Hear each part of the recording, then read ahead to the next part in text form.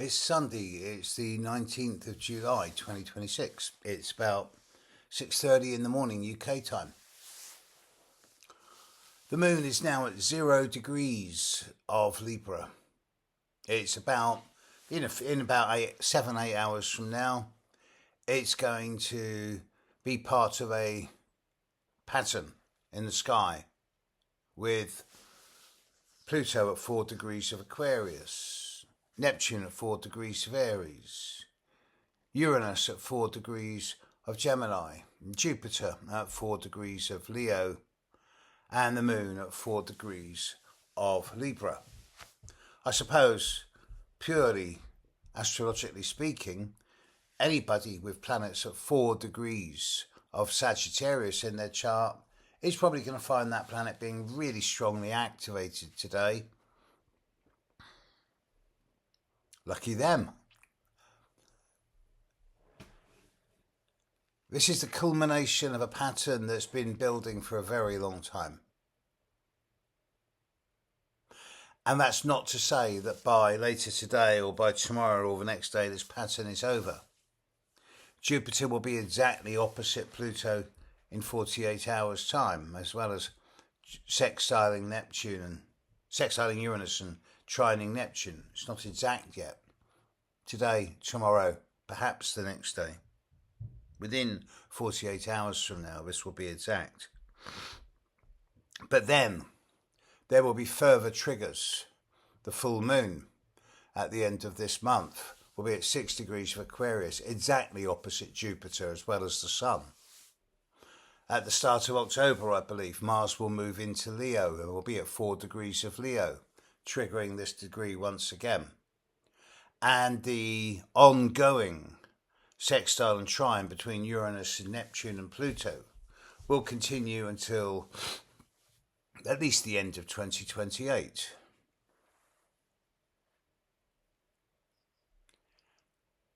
But this is a moment of history.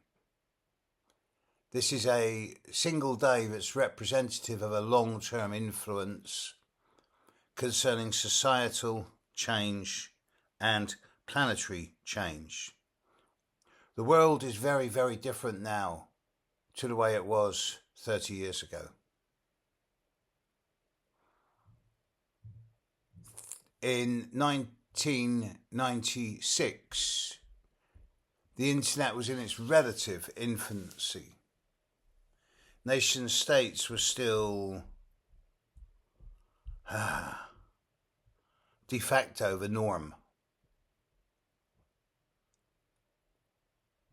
In the last 30 years, we've seen the rise of the oligarchs, the techno bros, and the way that the large countries are taking or trying to take over the resources of the world, whether it be oil, coal, water particularly. We've also seen the rise of spirituality and particularly the rise of intelligence amongst the global community. Like it or not, the internet has been a great leveller. It has brought a great deal of dross, vitriol, poison, but it's also brought a great deal of information into people's phones, into people's laptops, at their fingertips. And almost unknowingly, this has had the effect of creating a world that is much more informed, much more in touch, and much more aware of a global community. This has happened, and it's still happening. And this is going to continue accelerating. It seems in the last 25 to 30 years that there's an escalating race between the need for control and power on the part of the dinosaur cultural entities that still think that that's important versus the acceleration of evolution amongst the intelligentsia on planet, by which I mean people like you and me. And one of the real bonuses of all this, of course, has been the rise of astrology. And it's been a privilege for me to be part of that journey. When I started broadcasting on YouTube in 2011, I had no idea that this would be one of the outcomes. So where do we go from here? I'm on record a number of times as having said that this is the pinnacle of the year, and that after this, the rest of this year is going to be much quieter, and I stand by that. Although I have got a wary eye on when Mars moves into Leo, and let's get past the full moon at the end of this month.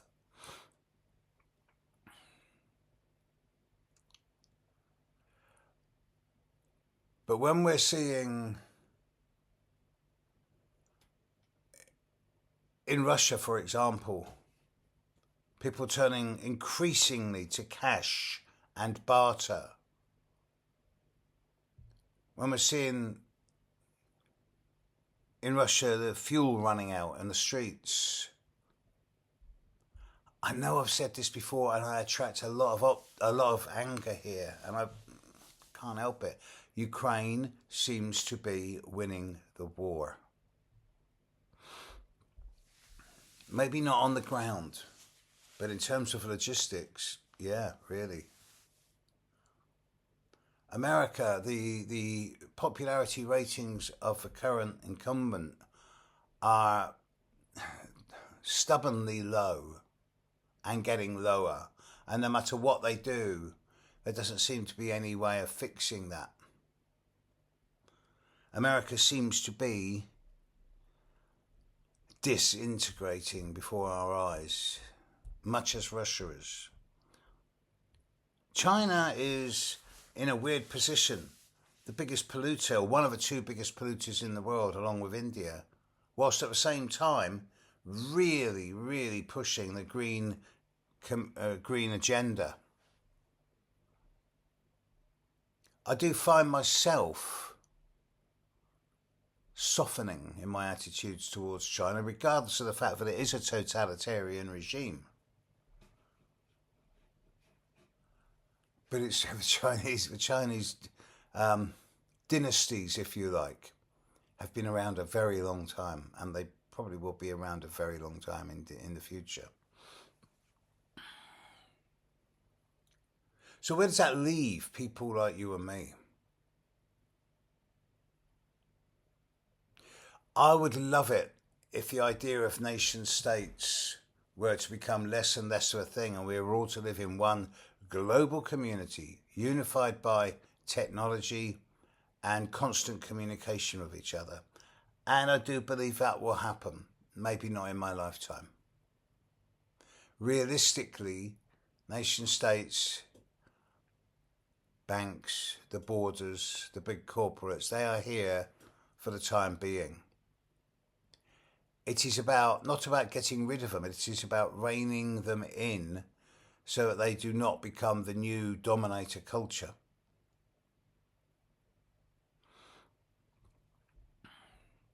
Because it's pretty clear to me, as an astrologer next year it'll be 50 years since I first picked up my first ephemeris. I'm in my 50th year of studying astrology. It's pretty clear to me that the patterns in the sky at the moment are at such a level of acuteness, the like of which we've never seen before, not in our lifetimes, or not really in recorded history. And any time there has been a pattern as strong as this in the past, it has been with planets that at that time were not known about. Therefore, their influences were unconscious or subconscious, as opposed to where we are now. So it is a once-in-a-species pattern.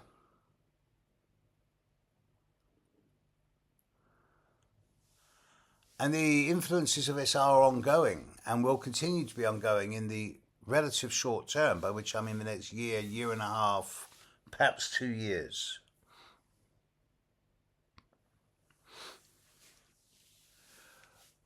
But this symbolises, if astrology is a true mirror for human evolution, which so far it really seems to be in the last few millennia, and certainly the last few hundred years, then we really are at that point where the species is going to go one way or the other. It's either going to become a lot more enlightened, or it's going to become a lot more darkened. And by darkened, I mean subjugated into some type of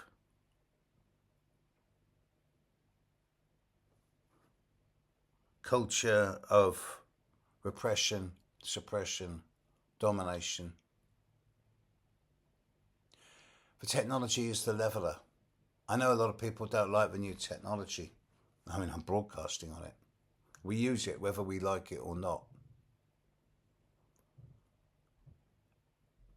And it's easy to pollute the technology with things that appeal to the baser instincts: money, sex, power.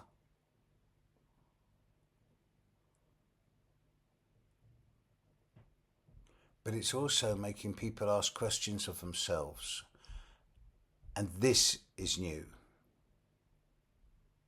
Whilst psychology has been a tool over the last 150 years, it is only since the synchronous work of Carl Jung being publicised in the 1929-1930 period at the same time as Pluto was being discovered, the underworld wave happening in America, the discovery of plutonium, and the corresponding rise of fascism.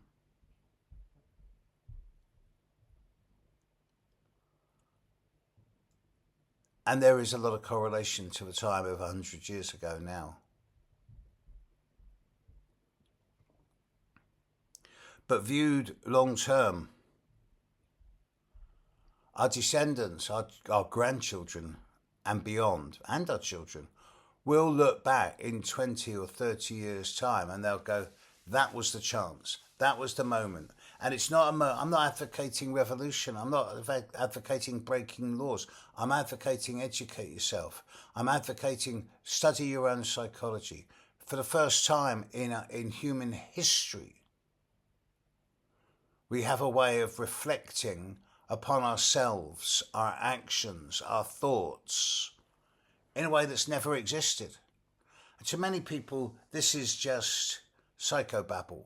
Most people I don't want to think about why I think the way I do. I just want to make money. I want to have power. I want sex. I want control. Those people who do think about the way they think, I realise what that sounds like. Those people who engage with their unconscious, their subconscious, who develop their interest in the transpersonal. This is the future. This is the way forward.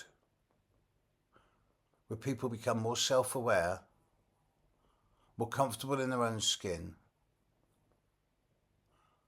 where they develop a stronger capacity for ethics, conscience,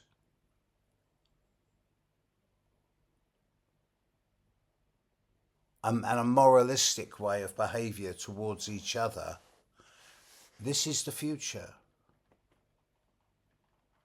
Or we can spend the rest of our paltry existence warring on each other in the name of money or religion or whatever else it is that divides us. This is an opportunity for planetary unity that has never happened before and may never happen again. And it is not today, tomorrow, yesterday, this week, last week, but this time that we're in right now is in many ways symbolically the crack in the dam, the sign of lead changing into gold, the flower opening. There's a sense of alchemy here.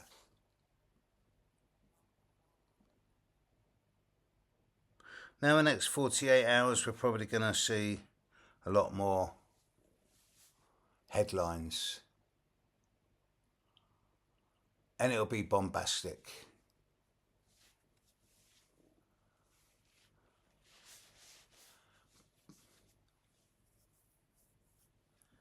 Free thinking. Free speech, at least to ourselves and amongst our own individual communities. The willingness to communicate with each other about what we're feeling and thinking is the way forward.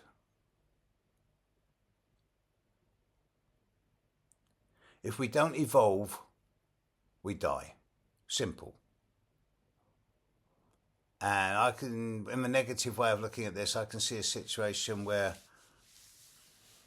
due to the ongoing influence of chemical medicines, processed foods, toxic environments, within 2 or 3, 4 generations, pandemics will have wiped out most of us. It's not something I really want to focus on, but I'm afraid it is a reality. And the alternative is the sharing of knowledge and communication in an open and transparent way. And that is the only really big solution. A much greater sense of equality on this planet. And maybe that is the single biggest word that I mean to be saying this morning. Equality. Okay, I'm going to quit while I'm ahead. More in the next day or two. Enjoy yourself, folks. Catch you later. Bye.